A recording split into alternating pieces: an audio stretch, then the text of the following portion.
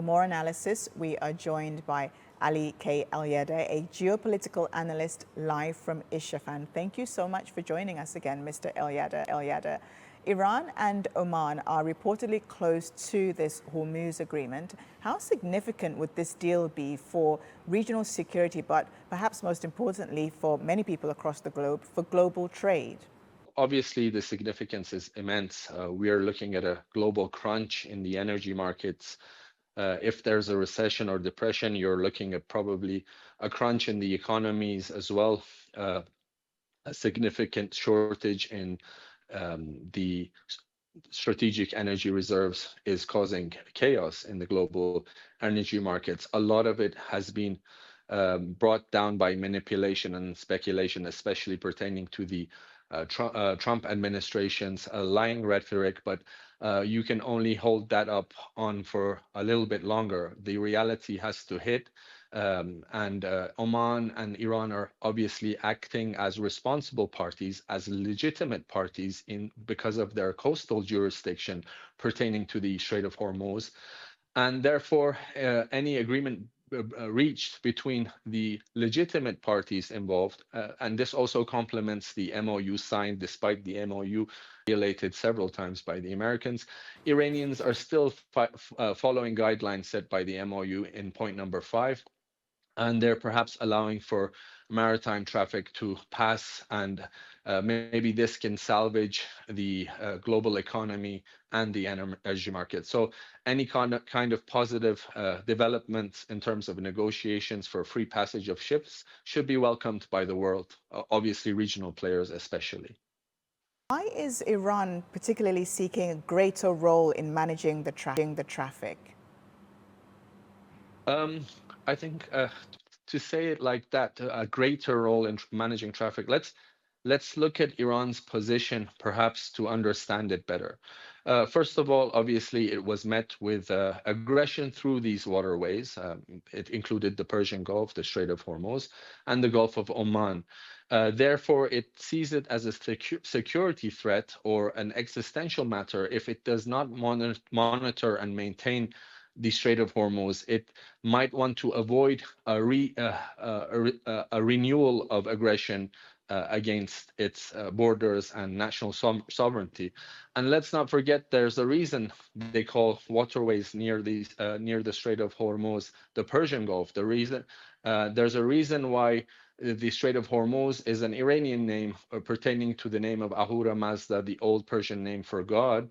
And the Iranian population is one of 90 million, with an immense landmass across the Strait of Hormuz and Persian Gulf, meaning the Iranian population eclipses all the Arab countries in the vicinity and proximity of Iran. But it was courteous enough, perhaps, not to assert its perhaps management or dominance on the strait. But now that it was met with the so-called Operation Epic Folly or failure, I'd like to call it, by Donald Trump, it has become a matter of national security that makes sure that the security and safety is managed by its own administration.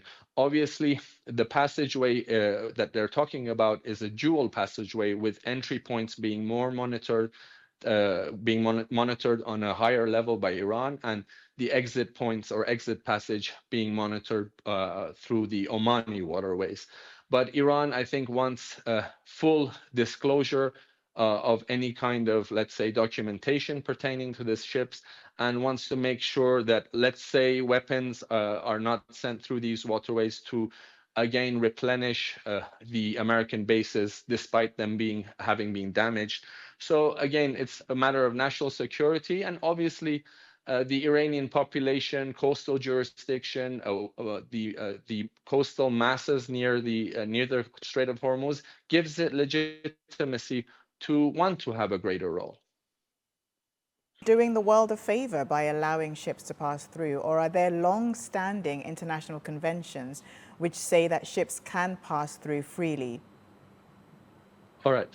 I think, in fact, what it's doing, because there's sensitivity with regards to a tolling system. So Iran does not want to have a tolling system for arbitrary passage through the Strait of Hormuz in order for it to conflict with maritime law. What it's looking at is perhaps a more of a security setup. So there's three matters that also complement maritime law. One is environmental caretaking and protection services. One is obviously the demining that has to be done because it had to protect its borders and areas were mined because of the war of aggression against it. And the other one is perhaps a security escort. These basically complement maritime law. And Iran understands their sensitivity with arbitrary passage. But when you look at the coastal waterways between Denmark and Sweden or through the Bosphorus, those are also not man-made coastal waterways. They are charging similar fees. So I think Iran is moving in parallel to global legal norms. They're not the warring party. They're not the party that inflicts war crimes on others. And they are obviously going to consider their neighbors as well. And I don't think they're doing the world a favor. They're mostly considering their own security and acting responsibly to make sure that the world economy moves back to some kind of normalcy. We have Oman and Iran coming together, putting together this proposed deal. And it doesn't seem like the US are directly involved in this. Will the US accept the terms, though?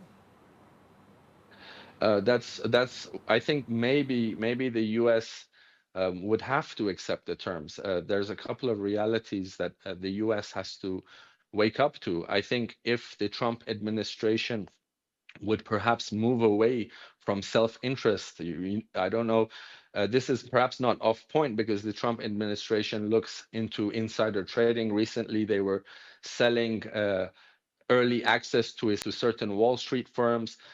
He serves his special interests, his donors, perhaps the Israeli hegemonic ambitions more than perhaps his responsibility towards the American people and global peace.